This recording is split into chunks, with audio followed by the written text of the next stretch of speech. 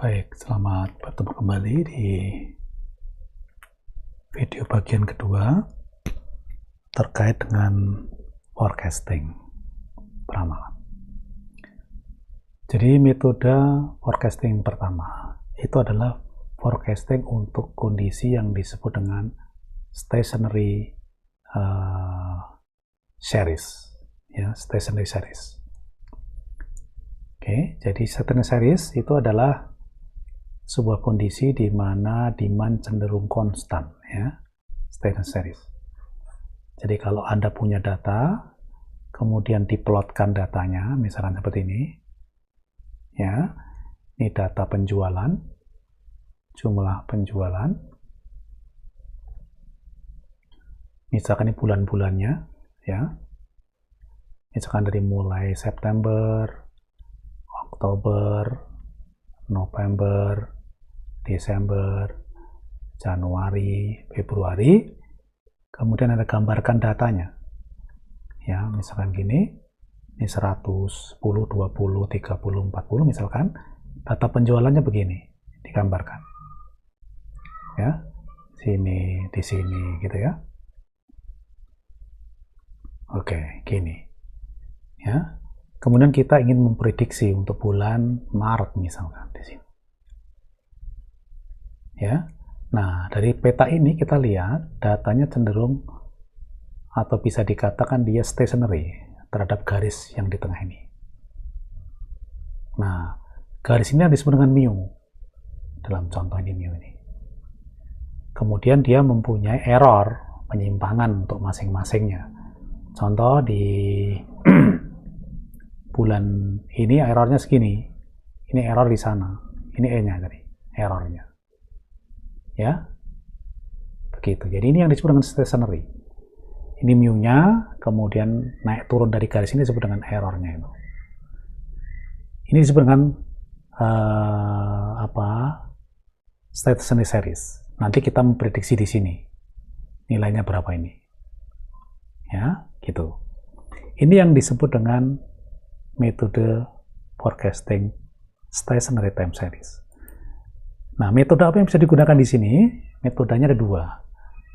Ya, jadi hanya bisa memprediksi satu periode ke depan. Tadi kalau sampai Februari, maka kita bisa memprediksi untuk Maret. 1 bulan ke depan saja. Tidak bisa ke April, nggak bisa. April harus nunggu bulan April harus menunggu bulan Maret dulu. Ya, ini tidak bisa. Nah, metode yang bisa digunakan adalah satu, moving average. Metode yang kedua disebut dengan exponential smoothing. Nah, dua teknik ini akan kita jelaskan di slide berikutnya.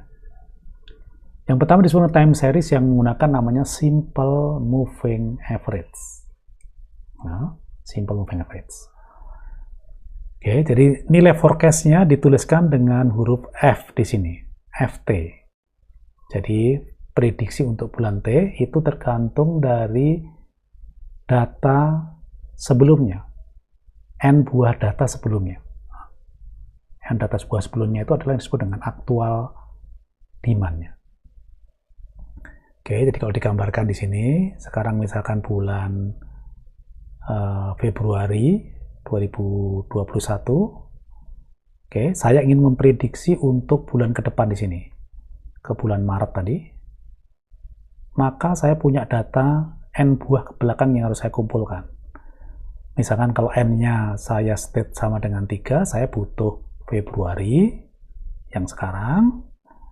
Kemudian saya kumpulkan lagi bulan Januari 2021 dan bulan Desember 2020. Nah, oke, kita akan menulis F untuk bulan Maret. Nah, itu tergantung dari kalau N-nya 3, tadi 3 bulan ke belakang kita butuhkan. Nah, ini yang disebut dengan moving average. Moving average. Ya. Sehingga secara formula kita bisa tulis FT ke depan, kalau T-nya ini misalkan sama dengan Februari tadi, T sama dengan Februari, maka kita ingin menulis meramalkan T untuk Maret. Maret itu adalah T sekarang ditambah 1 sama dengan Maret.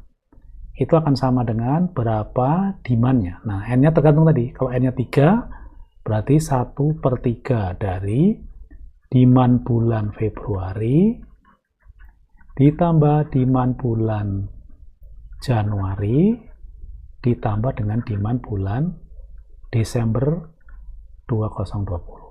Nah, ini nulisnya begini. Jadi dituliskan menjadi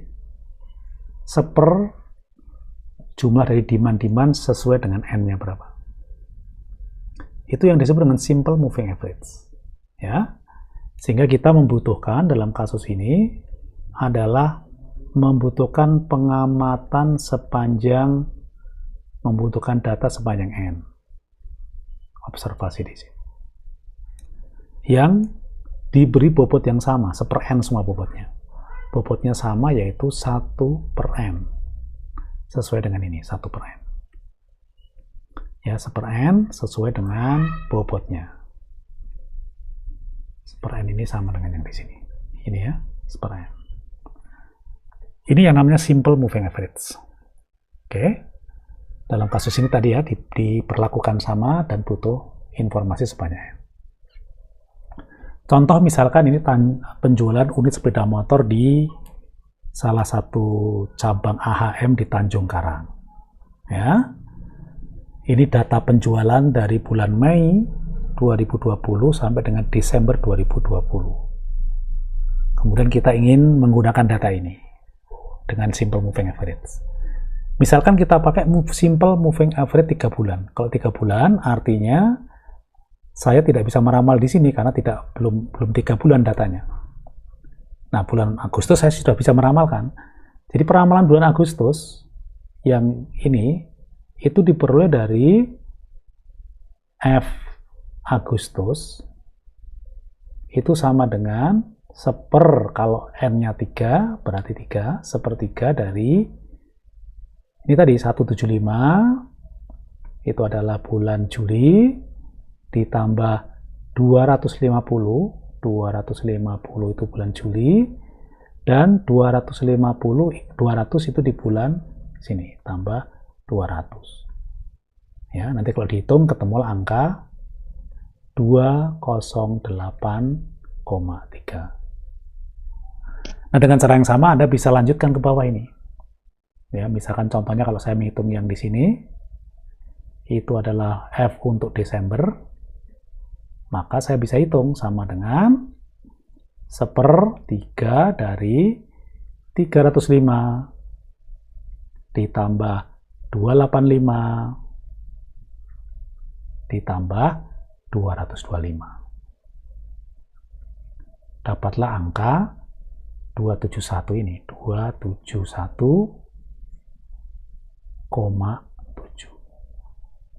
Oke, ya. Ini simple moving average 3. Bagaimana kalau diganti N-nya, moving average-nya? Misalkan kita pakai simple moving average 6, ya sudah. Kalau 6 berarti 6 yang pertama kita tidak bisa menghitung karena datanya belum cukup. Sehingga kalau ngitung yang di bulan November ini, F November, ya tinggal Anda gabungkan semua data-data yang di atas ini dibagi 6. Ya, kamu bagi 6, kalikan 1/6, karena 6 bulan. Nanti dapatlah angka yang ini, 2732. Nah, bagaimana dengan bulan Desember ini? Ya, 6 bulan terakhir. Anda masukkan yang ini, 6 bulan terakhir. 6 bulan terakhir ya di sini ya. 1, 2, 3, 4, 5, 6. Ini nggak perlu dimasukkan. Nanti kalau dihitung adalah 23,7. Oke, jadi sekali lagi tadi yang moving average 6 bulan. Jadi kalau menghitung yang 221 ini yang biru 6 bulan terakhir masukin. Dari sini 6.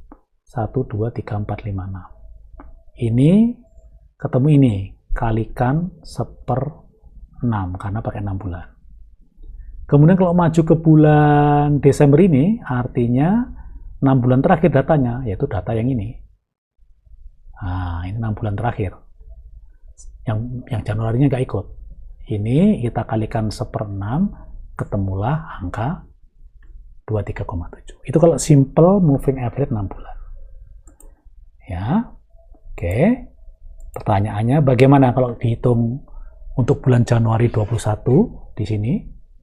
Di Januari 2021, berapa angka di sini? Berapa angka di sini? Bisakah saudara menghitung? Ya, tentu harusnya bisa ya. Baik, apakah sudah paham saudara dengan metode peramalan simple moving average? Coba perhitungan tadi, lebih bagus lagi saudara coba kerjakan soal nomor 16 di buku Teknamias halaman 69. Baik, sampai bertemu lagi di video berikutnya terkait dengan exponential smoothing. Terima kasih.